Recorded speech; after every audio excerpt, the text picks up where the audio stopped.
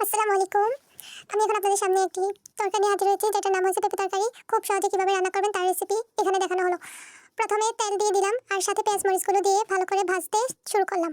তারপরে এই যে জিরা গুঁড়ো দিয়েছি, তারপরে একটু লবণ দিলাম, হলুদ দিলাম, মরিচের গুঁড়ো দিলাম, তারপর জিরা গুঁড়ো দিলাম, ধনিয়া পাতার গুঁড়ো দিলাম, তারপর লবণ দিয়ে দিলাম। এবার ভালো করে মশলাগুলোকে একসাথে মিশানোর জন্য নাড়তে থাকবো ভালো করে 5 মিনিটের মতো।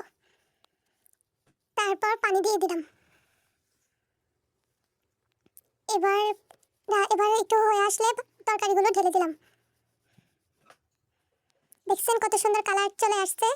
আমি কিন্তু মাঝখান দিয়ে অনেকক্ষণ ধরে ঢাকনা দিয়ে অনেকক্ষণ এটাকে নাড়ছি, নেড়ে গরম করছি, তারপর মাছগুলো দিয়ে দিয়েছি লাস্ট পর্যায়ে।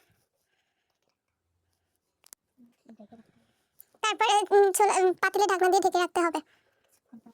কিছুক্ষণ পর আবার নেড়ে দিয়ে দেখতে হবে যে দেখছেন কি সুন্দর কালার চলে